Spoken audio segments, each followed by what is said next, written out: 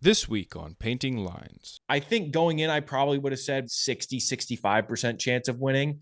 I also have Musetti beating Alcaraz in the semis. Where would you rank Gasquet out of the best players all time to never win a slam? Ready?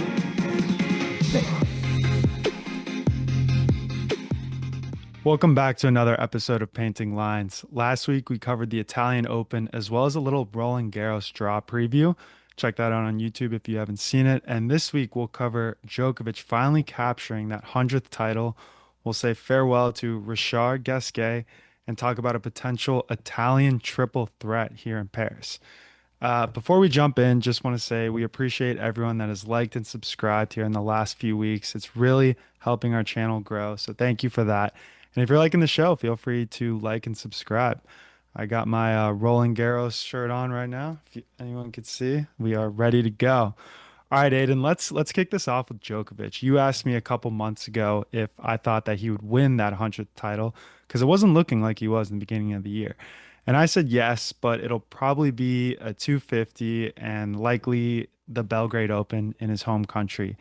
Um, when he took the wild card here in Geneva last week, what percent chance did you think that he was going to win? And are you surprised that he did get this 100th title?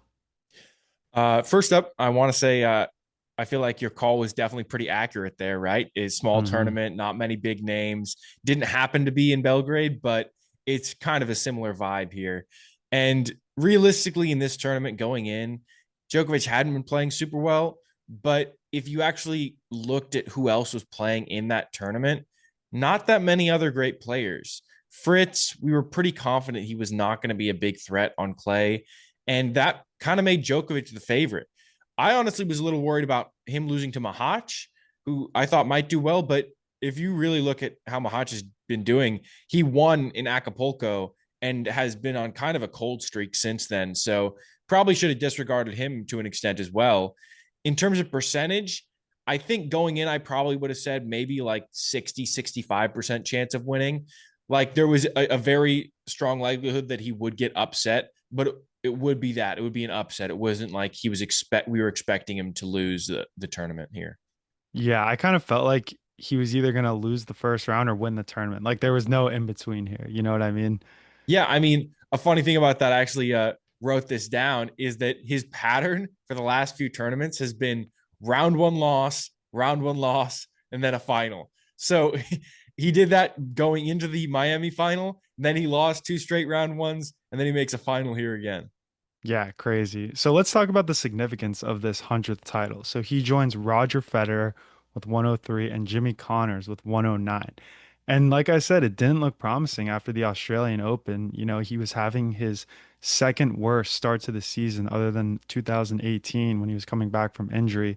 So he's 16 and 7 this year, which I feel like for most players isn't terrible, but for Djokovic it's pretty awful to be honest. Yeah, I mean, it's kind of funny just because he hasn't won a title, you're like, okay, this is a bad year. I Hmm. mean, he made the semifinal at the Australian Open and then obviously made a run to the final in Miami where we all kind of thought the 100th title was going to come, but lost it to Mensick there. And he ends up pulling it off here in a situation which is kind of a little bit more poetic because there was a really cool fact that I saw, which was that his first title was against Nicolas Massu, the Chilean player, and then his 100th title came here against Hurkacz, who is actually coached by Massu. Whoa, that's pretty neat. How did you find that? I saw someone post about it on Twitter. That's crazy. Yeah, I it's was looking at the match after, and someone there was like one of the top comments on Twitter. I'm like, oh, that's interesting. yeah, that's really funny. It's funny how they make stats for everything nowadays. It's like you're watching a football game like, wow, first player to go 9 for 12 with 75% humidity outside or something. Yeah, It's just it's like, like, oh, it's the first time for this guy to be have a positive record versus a player while yeah, coaching yeah. versus a losing record when he actually played against him. Yeah, that's funny. But yeah, you can never rule Djokovic out, man. Like he gets it done in his typical Djokovic fashion too. I'm pretty sure he went like there was a couple times during the tournament where he could have easily lost. He was down breaks. Why don't you tell us about this final? Yeah, so I mean, I think the stat of the match here was that Hurkacz was 2 of 2 on his break points, and Djokovic was 1 of 5. Because it really, those break points made a big swing in the match. And it almost got it done for Hurkacz, to be honest, because in the first set, it was pretty even throughout. And then Hurkacz generated one break point at 6-5 and converts it to steal the set. So all of a sudden, the match goes from being completely even. Now Hurkacz is just up a set because of one break point. Second set, nobody really can get it done. It's pretty back and forth. And then it goes to a tiebreak. And speaking of tiebreaks, it's kind of the irony of Hurkacz's game, which is that it sets him up for a ton of tiebreaks, but he's actually not that great in them. In his career, he's 131 and 128 in tiebreaks, and that's barely over 50%. And when you consider the fact that some of them probably come against players that are significantly worse than him, it probably means that he's not actually favored to win against a really good player when he gets to that tiebreak. And so in the end, Djokovic gets it done there. And then Hurkacz comes out in the third set immediately, breaks Djokovic, and you're like, oh, that could be it, because neither guy has really been able to get that many breaks here. And he followed that up by holding it love 3 times against Djokovic. But then finally at 4-3, Djokovic jumps out, gets on top of him and gets it back to make it back on serve, brings it to a tiebreak, and then kind of dominates that breaker 7-2, I think, to win the match. Yeah, like I said, typical Djokovic mindset. Like you're seeing, I feel like you can draw a parallel here to the Olympics, right? He makes the final in the Olympics to go for gold. He's never gotten that gold medal. He's probably thinking like, I am here to win, nothing more, nothing less. Like that's it. Same situation here. He gets into the final. He's like, all right, this could be my last ever final that I'm playing in. I'm going to get this 100th title. I don't care if you have to scrape my dead body off the floor. I am winning this. 100%. Yeah, just really impressive mentality. Yeah, now the question becomes, does he go for Roger Federer's record of 103? Do you think that's like his next goal? He's trying to break that. I think Connor's 109 is a little too much. I don't think Djokovic will get even close to that. Yeah, I think the weird thing about kind of chasing those records at this point in his career is I feel like the way some of those guys are able to accumulate so many records. I mean, the same thing with Djokovic, I'm sure, is you play a lot of 250s early on in your career and you win a bunch of those, and that kind of builds up your wins, right? I mean, obviously he has won so many Masters, he's won so many slams, that obviously contributes. But when you look at someone like Connors with 109, it's like those weren't all the biggest tournaments. And so whether or not he's going to go for it's going to depend on whether he plays more 250s, which I doubt he's motivated to do, because he's like, I have 100, and this record of just total titles doesn't really mean as much as a lot of the other records he's broken, of Federer's, of Nadal's. So if I were to guess, I'd honestly say no, that he doesn't break 103. But like we said, it's Djokovic. He could win Roland Garros this year. We don't know. Yeah, that's a good point. I feel like because he's not really breaking any records by having the 103. He's just beating Roger Federer. So it's like these 3 guys, like Jimmy Connors has the record, but all Yeah, 3 guys are cemented kind of in the same category as over 100 titles. So like you said, yeah, exactly. he's got the 100th, so he's pretty much like in that next tranche. Yeah, and when you think about it, it's like, okay, nobody is like Jimmy Connors is the best ever because he has 109. You Hmm. look at so many other factors. Nobody is saying that Federer is statistically better than Djokovic because he has 3 more titles. Hmm. So it doesn't really matter for Djokovic's legacy, I guess. Definitely. I agree. All right, let's move on to Richard Gasquet saying au revoir. Hey, can Au we get revoir. au revoir? Yeah. Can we get a Richard Gasquet? Come on, Aidan. Hit Richard it. Gasquet, I don't know. Richard? Okay. So, yes, this is his last ever Roland Garros. He's going to be retiring. And I feel like this guy, Richard, is the quintessential tennis journeyman. I mean, he's been on tour since he was 15 years old, and he's 38 now. He came onto the scene, I think 2002 was his first ATP match, but then in 2005 he shocks the world, beats Roger Federer in Monte Carlo, and then I think the next round he went on to play Nadal too, which everyone was hyping up, and it was a close match. Loses to Nadal there in Monte Carlo, and then meets him again at Roland Garros a month later, and everyone was kind of saying, okay, this is Gasquet's chance to break out. He's in his home country, home slam, but doesn't get it done. Yeah, Tough to just come on the scene at the same time as Nadal. exactly. But yeah, I mean, cool for him. He got a win actually today as well in his final tournament here over countryman at Maine. So a great job to see that he gets that win in his last tournament here. At least one, right? Like Isner I got at the know. U.S. Open.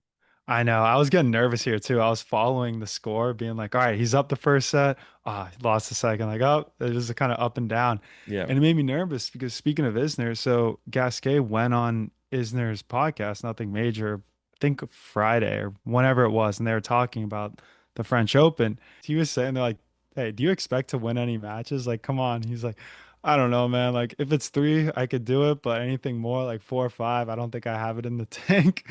And I mean, I did pick him to go on in our bracket challenge, which I'm glad I did. But if I listened to Paint or to Nothing Major, I don't think I would have because he was not sounding very reassuring. Yeah.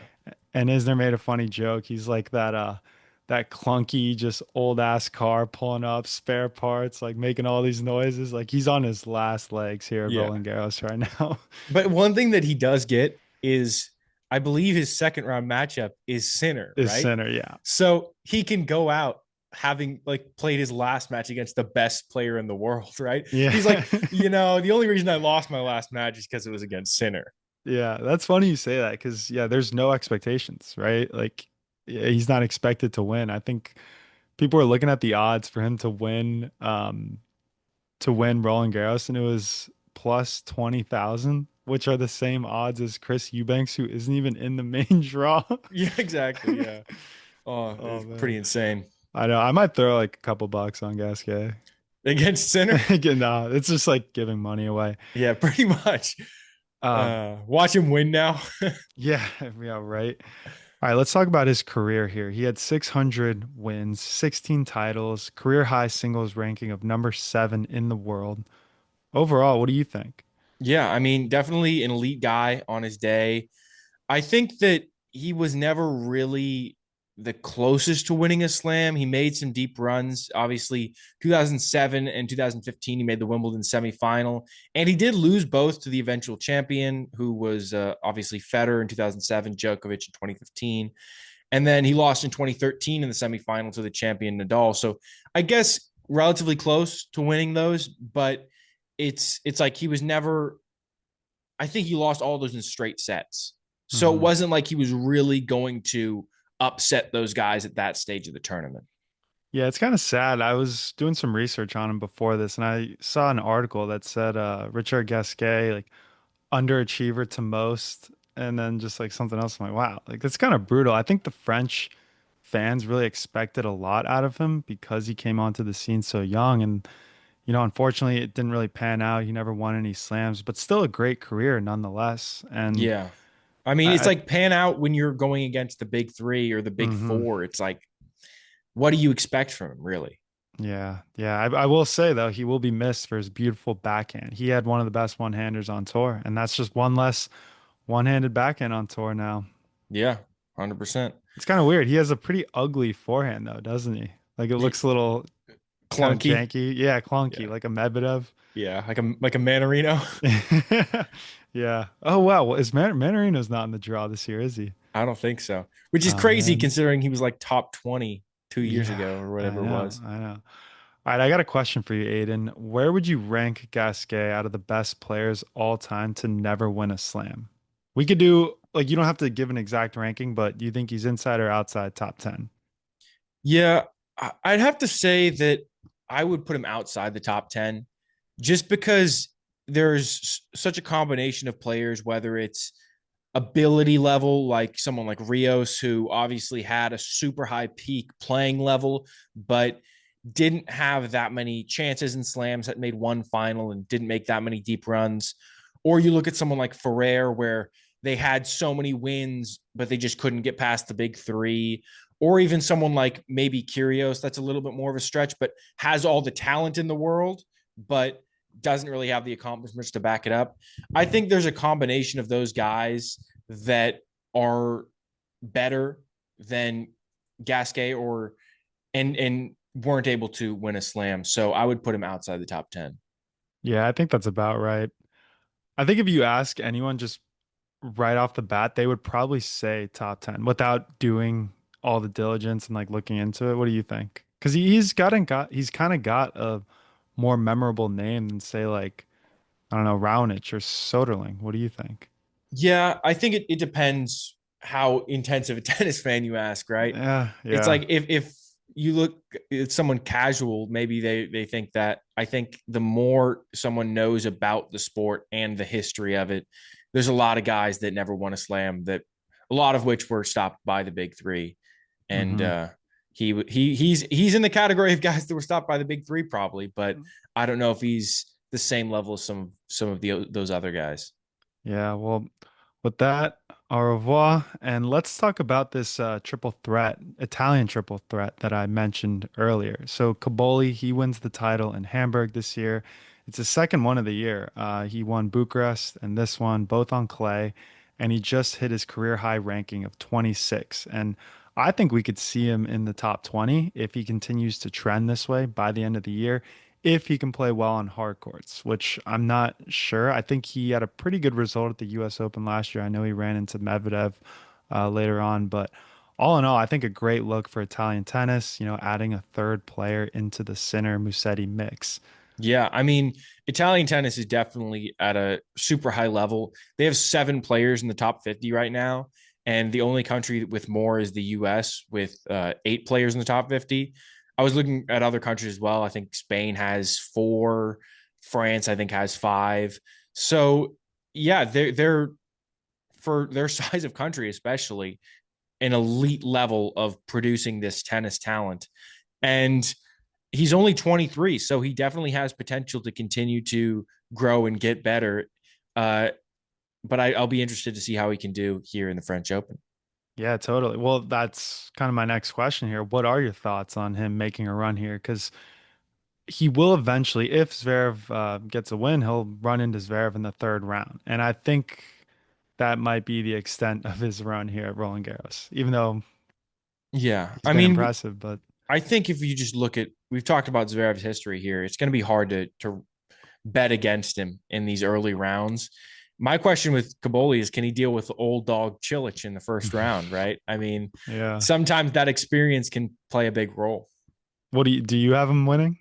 I have him winning, yeah. Yeah, yeah, I But think so. I think it's just because even if Chilich does get a lead, I think Kaboli may be able to just stretch it out. And honestly, I think in this situation, Chilich is at the point in his career where the experience doesn't necessarily balance out the age factor. Well, how about this? I feel like so he just won the title. He just played a tournament and now he's going into the Grand Slam. I think for a young guy, having that, like playing all those matches as a tune-up helps going into the Grand Slam. Whereas I feel like you hit a certain age where maybe if you play a tournament before, it kind of works against you here. So I think he's got all the confidence. He's riding high. He just titled. Now he's kind of, I think he's going to carry on the momentum instead of it being a negative for him. That makes sense to me. Yeah, just because your body's able to recover quicker when you're Hmm. younger. Yeah, so speaking of this Roland Garros bracket challenge that we've been mentioning, I do want to talk about it because I did something absolutely crazy, pretty unorthodox. I have Sinner winning, which most people didn't. I feel like Alcaraz was the main guy, but I also have Musetti beating Alcaraz in the semis. Just because everyone else had Alcaraz Sinner, I felt like if I'm gonna do it, I'm gonna, you know, be different. Yeah, And 100%. I mean, if I I'm gonna already lose, have I'll lose. But if I'm gonna like win, I want it to be outright. I don't want to chalk it up, you I know? have some I have some I went for those as well, right? I but Yeah. mine have already kind of fallen apart. My biggest one was I had a deep run from Sorondolo. I Yep. was really Me big on too. him, Me and too. then he just loses round 1 to Diallo, and I'm like, ooh, that doesn't look good. Same thing with Darderi. I had Darderi making a decent run because he's ranked pretty solidly on clay, and I felt like his section wasn't the most difficult. Hmm. So that one didn't work out either. He also lost in the first round. I will say So though, good job calling Altmaier beating Fritz. I yeah, felt like I kind of wanted to, but I couldn't. I couldn't bring myself to actually do it. So you got the balls to go against Fritz first round. Wow. Yeah, I'm glad I didn't chicken out on that one because it's stressful to go for that. I was gonna say, I was like, ah, Altmaier. Like we were just talking about him last week too. Altmaier making a run in my bracket, Yeah. low key. Wow. Wow. Yeah. I had Komasana making a run too, which was crazy because that like section of it was so weird. I had Kamasana making a run. Yeah, I had him beating Tiafo second round. But I think Baez lost too, which is pretty disappointing. 100%. Yeah. But anyway, you ready to hop into segments here? Yeah, let's do it. Hey guys, before we jump in, we have some exciting news. We recently partnered with TruePro. They're a great place to buy strings, grips, and tennis apparel. Use discount code Painting Lines, that's one word, for 20% off store wide. You can find the link in our bio. Alrighty, what's new in tennis? What'd you see this week? So I saw the Rafael Nadal ceremony at Roland Garros. It was a beautiful moment. I watched it on YouTube after. It was like 50 minutes. But I think my boy Richard Gasquet got absolutely snubbed, in my opinion. Like this completely overshadowed his retirement. And Rafa, I feel like they did something for him last year. Anyway, like he already played, he already retired. Like Gasquet is retiring. I don't know. Anyway, like what they did, it was really cool. They filled up Philippe Chatrier. Everyone in the crowd was wearing the same brown shirt that said Merci Rafa, and they played a tribute video for him up on the screen.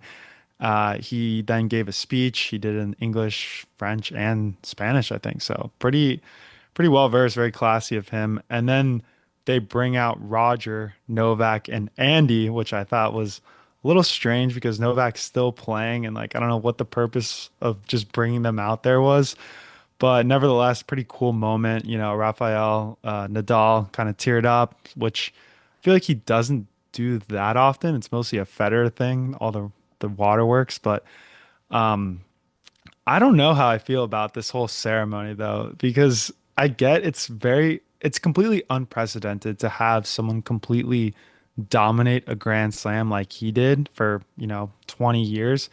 And it just felt like to me that Roland Garros tournament directors didn't really know what to do. They're like, oh, I'm freaking out. This is their first tournament without Rafa in 2 decades, that they just threw this thing together and were like, all right, let's get him back here. Let's get like the big four back here and just do a spectacle. And it was interesting. I just don't know how I feel about it. Did you catch it or no? I didn't catch it, but I think it's a fine thing to do. I have nothing against it. I think that they last year they did something, but obviously couldn't be a full setup like this, right?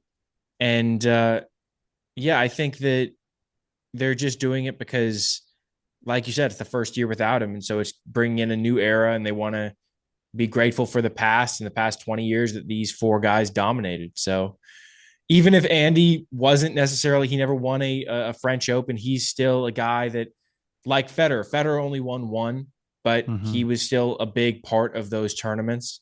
Same with Novak, has only won what, three? Yeah. So everyone other than Rafa is not that dominant here. And so it's like they're bringing out the three guys that were competitive with him, I guess. I guess yes, you're right. For me, I think I have suspicions of like an ulterior motive where it's just a money grab. Like, all right, let's try to sell out a whole stadium for this. Like, I wonder if they sold tickets, but either way, I'm glad he had his moment because it was really cool. Like the video was sick.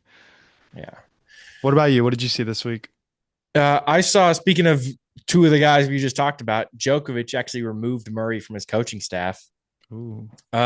This was interesting. He said that like he couldn't get any more out of the coaching partnership, but I still think they're on good terms because Murray made a joke after about how immediately after Djokovic got rid of him, he won a title.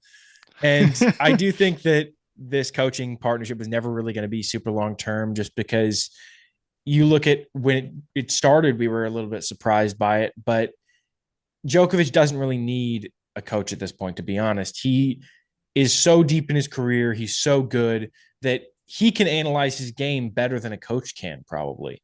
So he can look at his matches, he can look at his training through video, and I'm sure make his own adjustments. And also, what coach is going to be able to really tell him, oh, this is what you have to do to be better, because they don't know, right? Mhm. They've never played at a higher level than he has. So it's tough for him to even have any coach at this point. So it kind of makes sense that he got rid of Murray at this point. Yeah, I wonder if it was awkward when they were standing right next to each other at the ceremony, but No, it doesn't seem like it was that yeah, bitter of a break there, right? that's good. I wonder if Murray will get back into coaching or if he's just going to stick with golf and private equity investing. Yeah, I don't think so. I think that maybe in a few years, I think this was kind of out of nowhere just because it was Djokovic. So Mhm. I don't think it was almost like a personal sort of relationship that made him do the coaching rather than just the desire to be a coach. Right, right. Makes sense. All right, betting. We got a lot of bets this week, huh? Who are you taking? I'm going with Hurkacz plus 110 over Fonseca. Crazy. My immediate reaction is, geez, that is a lot of hype for Fonseca because obviously he's played well in some tournaments. He's made some upsets, but being the favorite, the betting favorite over a guy like Hurkacz, especially given how Hurkacz just did in Geneva, just is a little surprising to me just because it would be a big upset in my opinion. Yeah, I mean, that's funny. We mentioned that exact thing last week. We said, I wonder who they're going to disrespect against Fonseca, like what they did Yeah, with Tommy Paul, put him as the underdog, which is crazy to me. But I like that yeah, bet, especially Hurkacz coming off the final too. 100%.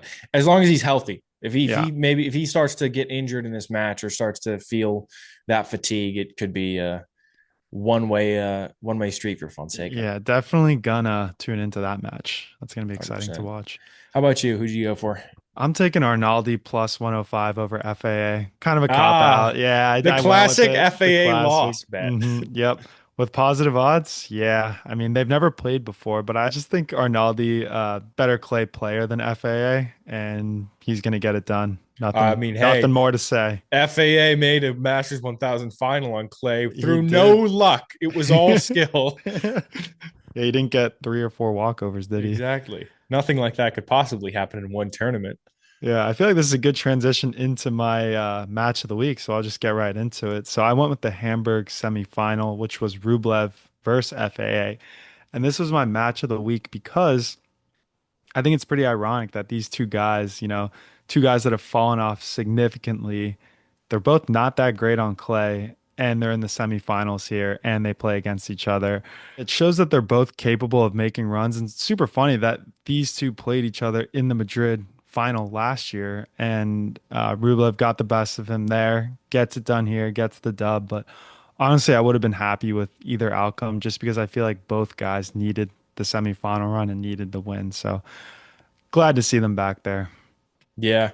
I mean, I got to be honest to an extent. I was rooting for Rublev just because it feels like sometimes I make a bet against someone and then they immediately go and like win the tournament. So I didn't want that to happen again with FAA, where I think I bet on him last week to lose in the first round. And then if he'd won the final, I would have felt like kind of an idiot. But either way, yeah. On my side, I'm going to go with the final with Djokovic versus Hurkacz. Already described it, but just I think what made it the match of the week for me was just the stakes connected with it. It wasn't necessarily the most exciting play at times, but I was really rooting for the Joker to get it done here and ended up pulling it off. So just cool to see overall, I think. Yeah, totally. I mean, especially coming back and just thriller of a final. Love when that happens. 100%. All right, and that's the show. If you're not already subscribed, go ahead and hit that subscribe button. You can find us on Instagram, TikTok, YouTube at Painting Lines Podcast. Feel free to shoot us a DM or email us any questions or thoughts at paintinglinespodcast@gmail.com.